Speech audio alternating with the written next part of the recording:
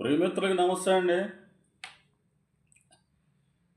ఏమండి, చాలామంది భార్యాభర్తలు తమ ప్రేమని మనసులోనే దాచుకుంటారు. వ్యక్తం చేయడానికి అహం లేకపోతే ఇంకోటో అడ్డొస్తుంటుంది. మనసులో ప్రేమ ఉంటే మనస్పర్ధలు లేకుండా మాటల్లో చూపించండి. అంతేగాని సూటిపోటి మాటలతో ఆ ప్రేమని మనసులోనే మరుగున పడనివ్వకండి. మీ మనసులో ప్రేమ అంటే ఎవరికి తెలుస్తుందండి? వ్యక్తం చేయాలి, ఏదో సందర్భంగా చెప్తుండాలి. దానికి అహం ఎందుకు, సిగ్గెందుకు? లేకపోతే అలా వ్యక్తం చేస్తే తక్కువైపోతామని ఒక రకమైన భావన ఉంటుంది కొంతమందిలో.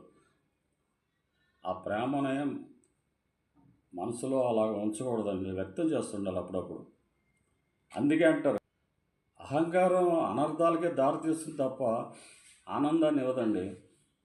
మీ అహంకారంతో మీ భావాలు మీ మనసులో దాచుకుంటే ఆనందం ఏముంటుంది?